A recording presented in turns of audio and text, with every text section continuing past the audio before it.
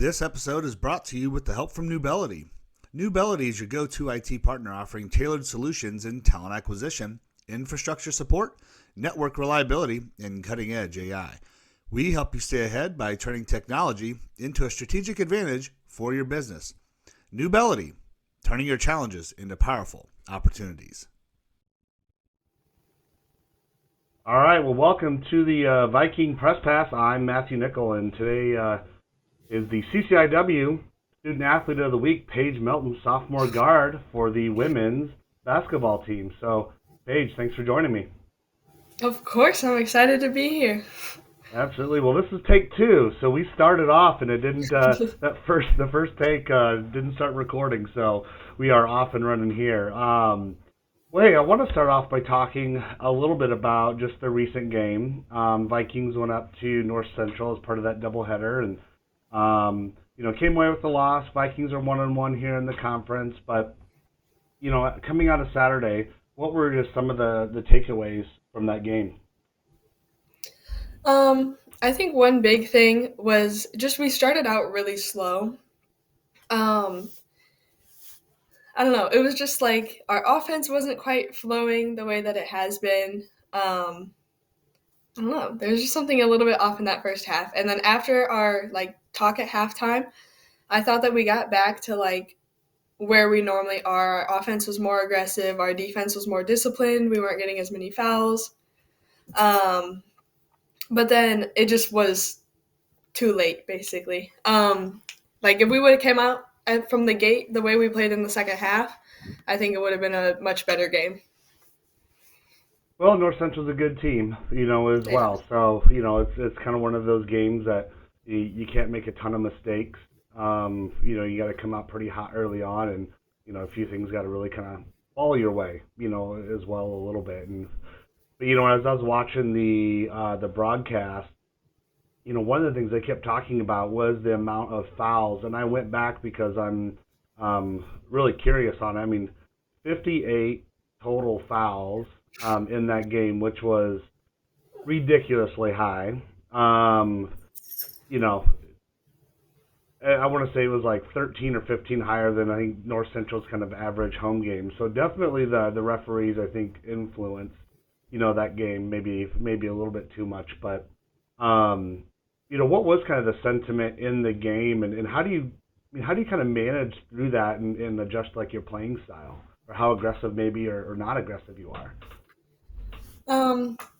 It's definitely you don't want to completely change what you're doing just because of the refs. The refs are calling for both sides. It can be frustrating, but it's not something that you can kind of get stuck on. But in terms of adjusting play, I think this is also something that helped us in the second half is we did a lot more attacking. If we know that they're going to call fouls, there's no reason not to go into the paint and try and draw a couple and get some free throws up.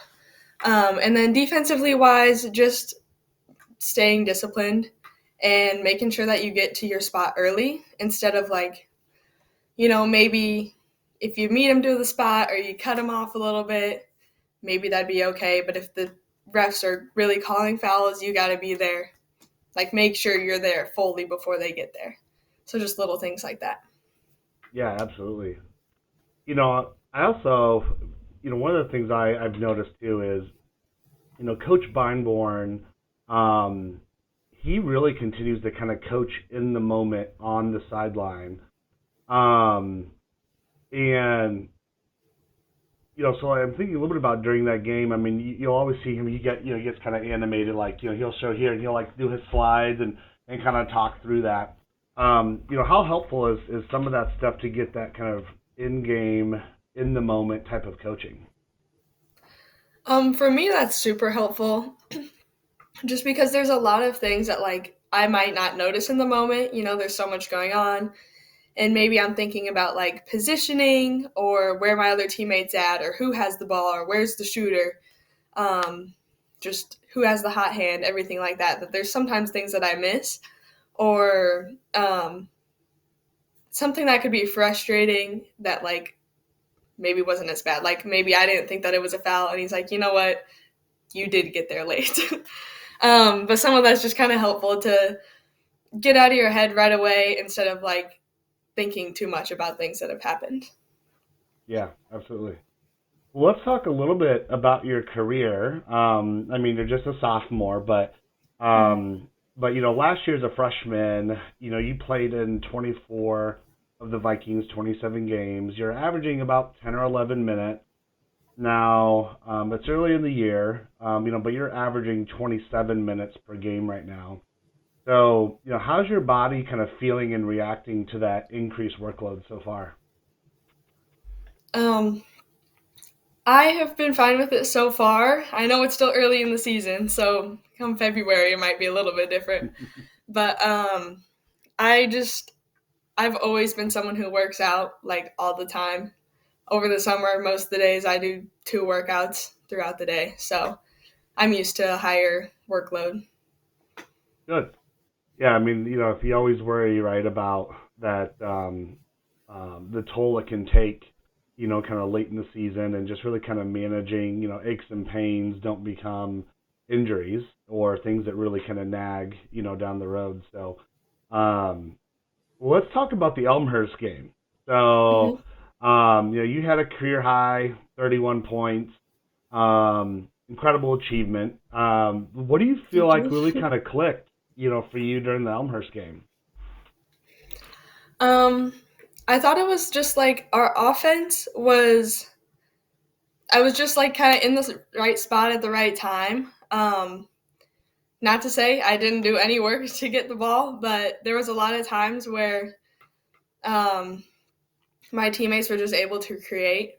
And okay, now I have this good seal in the post, and I'm able to go to work down there 1-on-1. And it was working for me that night. Now, is there anything like, as you think about like preparation or kind of how you approach that game, was there anything that maybe stood out to you that kind of leading up to the game, like you felt, um, more prepared, well prepared, just kind of in a good headspace, or did it just kind of by happenstance it just happened? um, to be honest, it kind of just felt like a normal game going into it. I mean, like there's certain things that I do throughout the day, every game day, just to like make sure I'm ready. Like I make sure I get shooting in some time beforehand, or like I'll make sure I eat certain things for lunch. Um, but I didn't really do anything that different that day. So, Creature of habit, right? That's what athletes are. Well, yeah. So you just mentioned it. Like, walk me through like what, do you have a specific like lunch or kind of pre-game meal that you like to have, game day? I don't usually eat like right before the games, but I do usually have some kind of turkey sandwich for lunch. And Just some kind plain. of coffee usually too throughout the day. All right.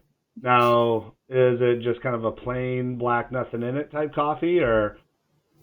Oh no, I'm not one of those. um, just whatever I'm feeling. Usually, I really like seasonal drinks. Whatever the like right now is all the Christmas stuff, so peppermint mochas and all the festive drinks. Yep, yep. Well, it's good. Well, I always say too, like, having a little bit of a treat is just, it's a nice, like, mental, kind of uptick and can, put you in some really good kind of headspace there. And, what I was really, I was looking back to some key stats going back to, the 2001, 2002 season. So going back 24 seasons, that's just the 11th 30-point game by a women's basketball player. So that it's a pretty significant stat when you go back and really kind of dig into it. Yeah, that's crazy. I didn't know that.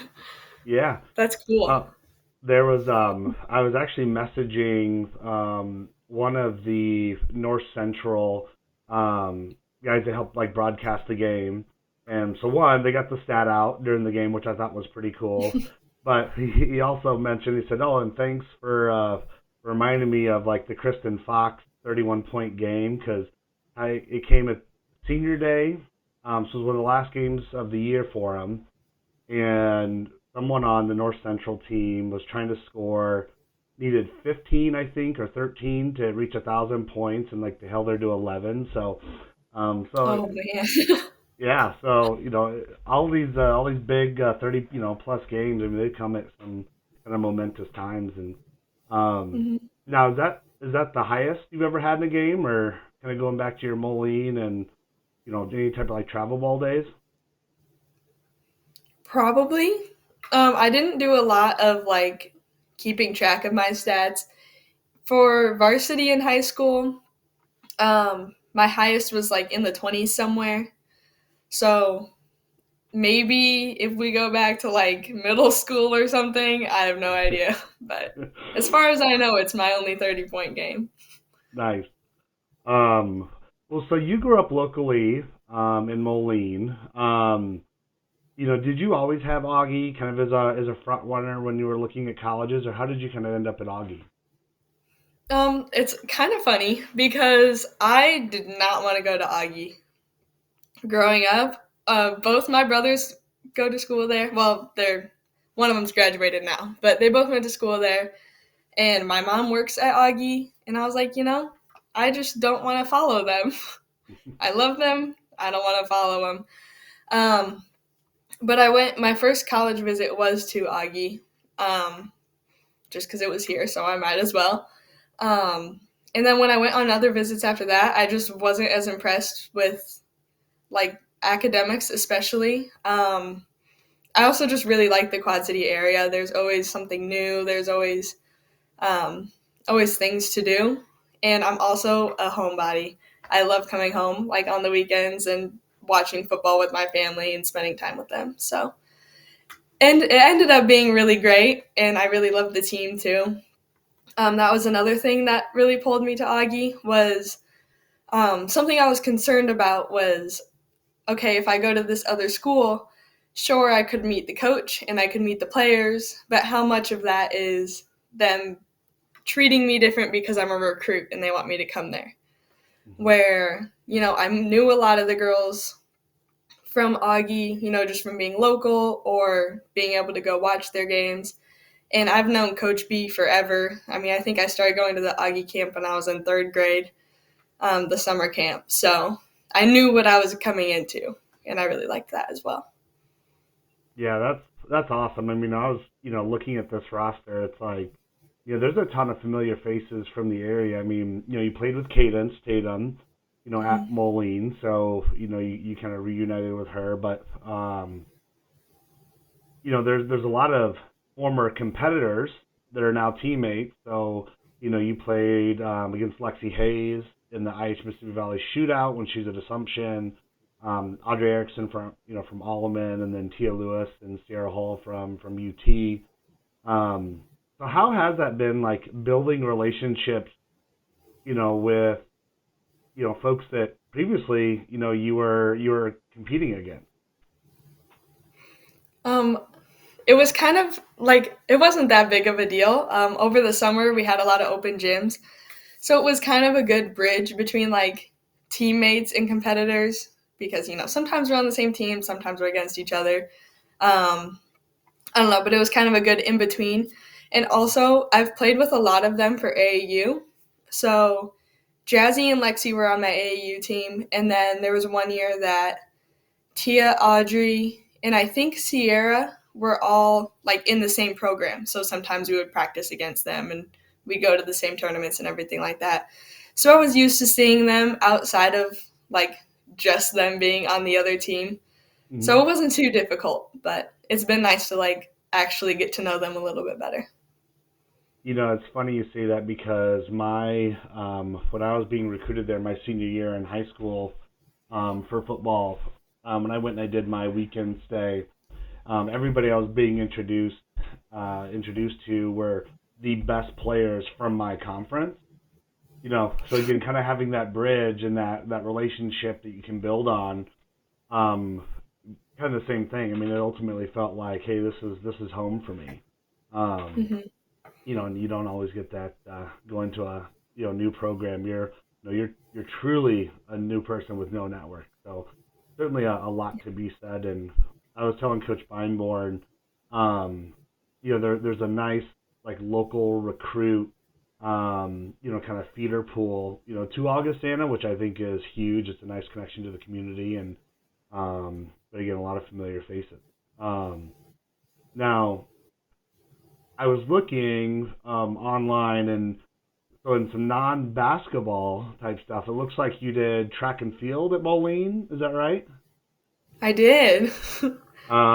So if I got this right, so you did the pole vault, you've done discus, shot put, and triple jump. Is that all correct? That is all So, correct. all right. Internet did not fail me then. Um, so what track and field event did you kind of enjoy the most? I really liked triple jump. I don't know what it was about it. Everyone liked long jump because it's easier because you only jump once. Hmm. But I don't know. Triple jump, I was just better at it and it was fun. And then discus, I didn't actually start doing discus until my senior year. Um, I just wanted to try something different. I don't know. And I had like so much fun getting to know all the throwers. The throwing coach was absolutely amazing. And yeah, discus was super fun. Well, I mean, hey, you've got the sixth longest throw in Moline Maroon history, so at 120 feet 7.5 inches.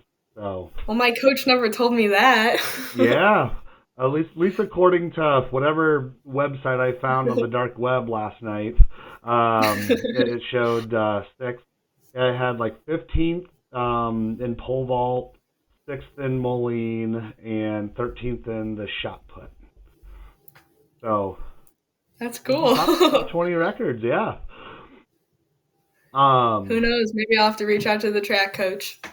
yeah, absolutely. Um, well, hey, degree wise, you're a communication sciences and disorder major. So, what led you down that path? So, coming in, I didn't really know what I wanted to study. Um, so, I was thinking either elementary education because I really like kids and I don't know, it just seemed kind of fun. And then I also really like kinesiology, just like sports. And I think that I was interested in the one-on-one kind of work and getting to know the person that you're working with. And so I took a class for both of those and I liked them, but I just didn't feel like it was the right fit. Um, so then I went to like our career center at Augie, had a couple meetings, and they're like, hey, you know what? I think you might like CSD.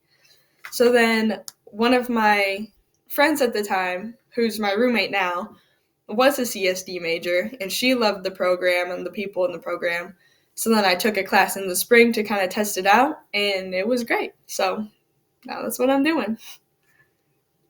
When I read that, I actually chuckled because it was my beginning of my junior year. I was a communication speech comm major, and um, I ended up signing up for a class that was under communication sciences and disorder, and it was like the third or fourth class like into the program, and there were some prerequisites. I remember just kind of sitting down and everybody looking at me like I'm nobody's ever seen me before. I had zero idea what they were talking about. So finally, by about the third class, I was like, I don't think I'm supposed to be here. So I think this is the wrong communications class. So it brought back some kind of memories that I told my wife about that last night. Mm-hmm. Now, with the holidays coming up, the Vikings kind of finished the pre-holiday schedule on the road. You're going to be up in Wisconsin Dells. Then, you'll get about 2.5 weeks off. So, what are your plans kind of over the Christmas and New Year's holiday break? Well, of course, lots of basketball is going to be involved in that. But for our time that we get off for Christmas, we host Christmas at my house. So my grandparents, my aunt and uncle, and then some of my friends will just come over. So I'm really looking forward to that and getting to see everybody. Other than that, for Christmas, we don't have any like crazy, like not normal traditions that we do. But I'm a big fan of like the little cheesy Christmas things. I like making cookies. I like watching movies. I like looking at Christmas lights. Just all of the things like that. Um, Favorite holiday movie then that you like to watch? Ooh. Um, Maybe the Polar Express. The Oh, that's a animation's good a one. little bit weird, but it's really nostalgic and I like like I don't know, it just makes you feel like a kid and like the magic of Christmas and it's cute. Polar Express, that's a great one. Um, Now, growing up, what was probably your favorite present you've ever got? Um ooh. Oh, this should have been easy. My dog. When I was in 6th grade, we got like so we had a big dog when I was growing up. And then for Christmas, my cousin would like we would watch my cousin's dog, who was this little dog, and like we would just have so much fun with this little dog. So then my parents one year were like, we're gonna have this gigantic like 110-pound dog, and then we're gonna get a little 15-pound dog to go along with him. Because why not? So yeah, we got him for Christmas when I was in 6th grade. He's Nice, great. nice. Now, over the holiday break, I mean, is there going to be anything different a little bit about this year than last year around like, getting in workouts, kind of over that time, and how do you kind of stay fresh? It's like you want to recharge, right, on one hand, but how do you kind of stay fresh and ready, coming out of the holiday break? Something that's a little bit different with our practice schedule this year is like last year we had some 2.5 hour break or practices over break. This year we're breaking them apart and we have a lot of like a 1 hour practice in the morning and then maybe a 1.5 in the afternoon. So that's going to be different, but I think it'll be good because I haven't talked to coach about this yet, but I'm guessing one of them is going to be like more playing, scrimmaging, kind of fun, but like live. Um, and then the other one will be more like skill work, fine tuning the offense, defense, everything like that. And then for getting stuff in on my own, the gym's pretty much always open over break. So if I'm bored, I'll probably be in there. And then I also like doing, I'll probably get some like longer runs in just to mix it up, Hmm. keep the fitness going, but take a little bit of a break from basketball. Yeah, absolutely. Um, well, so looking ahead, this Saturday, the Vikings host, Carthage here at 2 o'clock. It's part of the doubleheader here. You guys won the last matchup last year, 78-68. Kind of here at home. Kind of a 4-game win streak against the Firebirds. So, what can you kind of expect for Carthage on Saturday? I haven't gotten a chance to look at their roster yet for this year, so I'm not sure how different it is from last year. Um, but I just think like as long as we're taking like we've faced a little bit of everything so far this season. We've faced teams that are bigger than us, faster, um, more physical. We've faced presses and zones. Like we faced a little bit of everything. So I think as long as we can identify personnel, know who you're guarding and what their strengths are, and then also just taking what we've learned from previously in the season and being able to apply it right out of the gate. Hmm. Um, Carthage is a good team, but I think we'll be able to have a good game with them. Yeah, absolutely. Well, Paige, again, thanks again for connecting with me here today.